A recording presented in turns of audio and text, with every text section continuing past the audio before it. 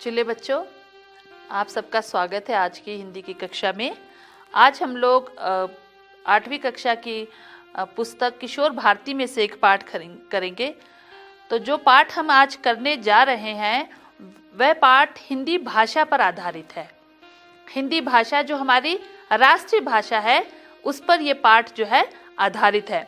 तो पाठ शुरू करने से पहले मैं आप लोगों को हिंदी भाषा के बारे में, ये हमारी मातृभाषा है, इसके बारे में थोड़ा बताना चाहूँगी कि 14 सितंबर 1949 को संविधान सभा में सबने एक मत होकर हिंदी भाषा को हमारी राजभाषा घोषित किया था और तभी से हर साल 14 सितंबर के दिन यह दिवस जो है हिंदी दिवस के रूप में मनाया जाता है।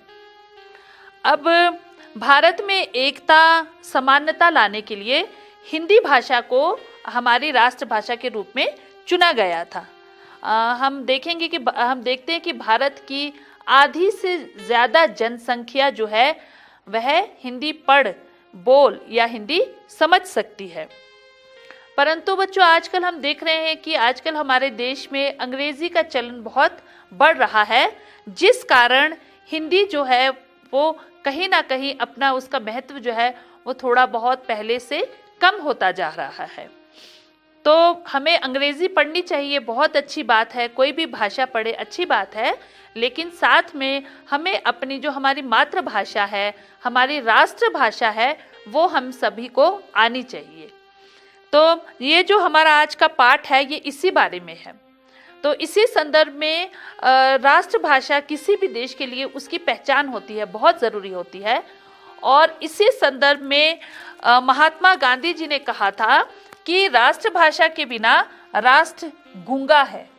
अगर किसी राष्ट्र की राष्ट्रभाषा ही नहीं होगी तो उस राष्ट्र को गूंगा माना जाता है। इसी संदर्भ में कमलापति त्रिपाठी जी कहते हैं कि हिंदी भारतीय संस्कृति की आत्मा है। तो हिंदी भाषा जो है वही हमारी संस्कृति की आत्मा है। बहुत पुराने समय से इसका जो हम लोग प्रयोग करते आ रहे हैं और हमें चाहिए कि हम अपनी इस भाषा को, इस धरोहर को संभाल कर रखें। तो आज के पाठ में हम लोग यही पढ़ेंगे कि जम्मू कश्मीर में हिंदी का क्या महत्व है। तो हिंदी बोली जाती है, नहीं बोली जाती, उसका जम्मू कश्मीर में क्या महत्व है, ये हम लोग आज इस पाठ में पढ़ेंगे। तो हमारा जो आज का पाठ है उसका शीर्षक ही है जम्मू कश्मीर में हिंदी। तो जम्मू कश्मीर में हिंदी का महत्व कितना है, इसी के बारे में हमारा ये आज का पाठ है। तो पाठ शुरू करने से पहले हम लोग इसमें जो कठिन शब्द आए हैं उनके अर्थ देख लेते हैं, उसके बाद हम पाठ की ओर चलेंगे। तो इसमें सबसे पहला जो शब्द आया है अहिंदीतर, अर्थात हिंदी से अलग, जहां हिंदी का प्रयोग होता है लेकिन दूसरी भाषा के रूप में, पहली भाषा के रूप में नहीं होता है, उसको अहिंदीतर कहा जाता है। अभिप्राय का अर्थ है तात्पर्य। शिक्षित जनसंख्या अर्थात पढ़ी लिखी जो आबादी है उसको शिक्षित जनसंख्या कहा जाता है। अतिरिक्त, अलावा, पर्यटन यानी घूमना। व्यवहारिक अर्थात बर्ताव से संबंधित। आगमन का अर्थ होता है आना। प्राकृतिक अर्थात कुदरती, आदान प्रदान, लेना और देना। तत्सम उसके समान। असंगत का अर्थ होता है गलत। आकर्षण अथवा खिंचाव। प्रवास अर्थात यात्रा। पर्यटकों अर्थात सैलानियों, जो टूरिस्ट होते हैं उनको कहते हैं, जो पर्यटक सैलानी अर्थात टूरिस्ट। गए का अर्थ होता है गाने योग्य। संस्कार इसका अर्थ है विचार। समीपता अर्थात निकटता। व्यवसायिक रुचि अर्थात काम धंधे में दिलचस्पी होना, किसी भी काम धंधे में दिलचस्पी। प्रमाण सबूत। क्रय का अर्थ है सहरा। सहज उद्गारों अर्थात स्वाभाविक विचारों। उत्तराधिकारी यानी वारिस। द्रुत गति अर्थात तेज चाल। प्रशंसनीय अर्थात प्रशंसा के योग्य। तो ये कुछ कठिन शब्द हैं, जब आप पुस्तक पढ़ोगे, अपना पाठ पढ़ोगे तो आपको ये शब्द पुस्तक में मिलेंगे। तो चलिए शुरू करते हैं अपने पाठ को, जिसका शीर्षक है जम्मू कश्मीर में हिंदी। तो जैसा कि हम सब जानते हैं कि जम्मू कश्मीर जो है वो भारत के उत्तर में स्थित है और ये एक अहिंदीतर प्रदेश है, यानी कि यहाँ की भाषा जो है वो हिंदी नहीं है। अहिंदीतर प्रदेश होने के कारण यहाँ पे जो लोग हैं फिर भी वे अपनी उनकी अलग अलग मातृभाषा है उसी का प्रयोग करते हैं। जैसे जम्मू में डोगरी और कश्मीर में कश्मीरी बोली जाती है। जब आप अपनी पुस्तक में पढ़ोगे तो आप उसमें देखोगे कि इसमें जम्मू और कश्मीर के अलावा इसमें लद्दाख का भी वर्णन किया हुआ है। तो वो क्यों?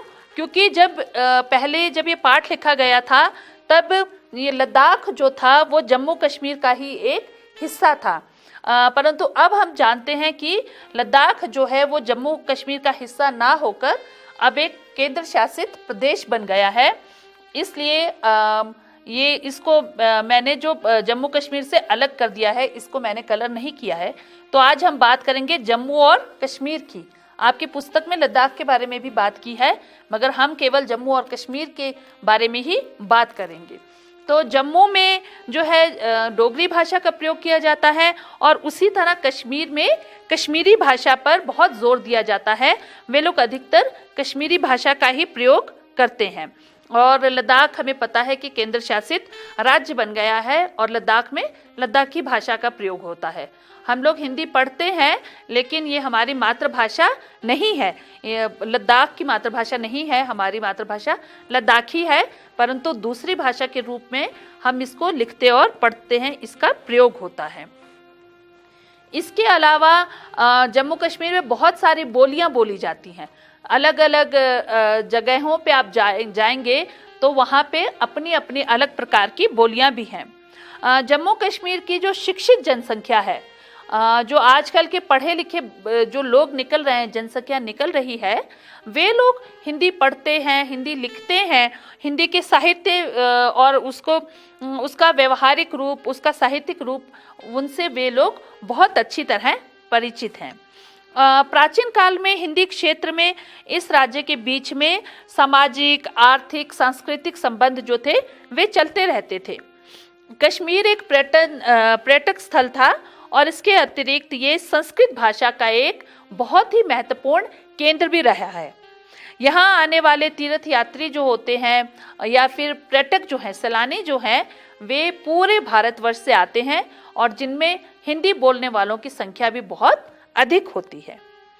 इस प्रदेश में जहाँ एक और साधु और पर्यटकों के कारण हिंदी को बढ़ावा मिला है, वहीं दूसरी ओर यहाँ पे सूरदास जी, तुलसीदास जी, कबीरदास जी, मीराबाई, इस तरह के बहुत से वहाँ पे लेखक निकले हैं, कवि निकले हैं, कवित्रियाँ निकली हैं, जिन्होंने अपने दोहों और अपने पदों में हिंदी का प्रयोग किया है और जिनके कारण हिंदी जो है यहाँ पे उसको बढ़ावा मिला है। आज भी इनके द्वारा लिखे हुए दोहों को साधु संत या फिर वहाँ के जो भी सज्जन पुरुष हों, उनके मुख से हम लोग हिंदी के इन दोहों का प्रयोग हम सुन सकते हैं। और दूसरी बात यह है कि यहाँ से बहुत से लोग जो हैं वो रोजी रोटी की तलाश में बाहर जाते हैं। अपने राज्य से जब वे बाहर निकल के जाते हैं तो वहाँ पे वे लोग डोगरी और कश्मीरी का प्रयोग ना करके बाहर के जितने भी राज्य हैं वहाँ पे अधिकतर हिंदी का ही प्रयोग वे लोग करते हैं। तो जिस कारण हिंदी को यहाँ पे क्या बढ़ावा मिल रहा है। शताब्दियों से हिंदी जो है यहाँ पर प्रयोग में लाई जाती है और हमने देखा कि मध्यकालीन भक्ति आंदोलन जो था वहाँ उस समय भी यहाँ के कवियों का, जो कवि थे, उनका हिंदी पे बहुत अधिक उनका पकड़ाव रहा, उनका जमाव रहा।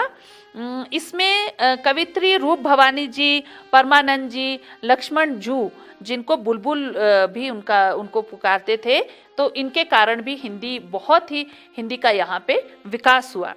उसी तरह 19वीं शताब्दी की बात करें तो लालजी जाड़ू इन्होंने एक परिपूर्ण महाकाव्य ही लिख डाला था हिंदी में।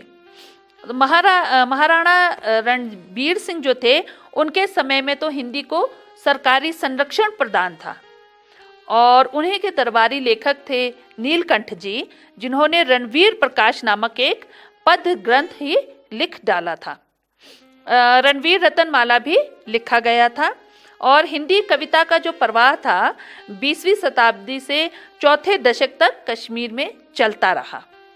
सन 1941 ईस्वी में संत कवि पंडित जिंदा कौल मास्टर जी, उनके जो पत्र पुष्प थे नामक उन्होंने एक पुस्तक लिखी, जिसमें 5 हिंदी की कविताएं जो थी वे प्रकाशित करवाई गई। तो हमने देखा कि बहुत पहले के समय से ही जम्मू कश्मीर में हिंदी को बढ़ावा मिलता रहा है। महाराजा हरि सिंह के समय में भी हिंदी को फैलने का, इसको बढ़ने का अवसर मिला।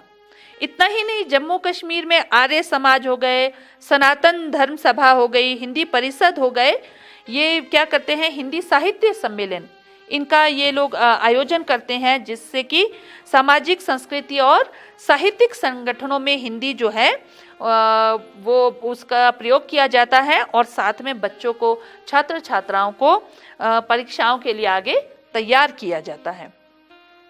इसी तरह हिंदी साहित्य मंडल नामक एक संस्थान ने हिंदी के प्रचार और प्रसार में उसकी बहुत महत्वपूर्ण भूमिका रही है।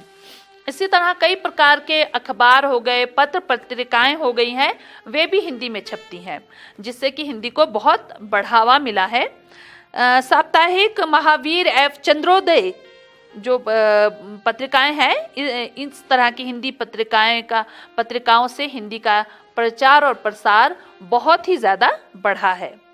उसके तत्पश्चात कश्यप नामक एक पत्रिका ने भी हिंदी के प्रचार में बहुत ही बड़ा अपना एक योगदान दिया है।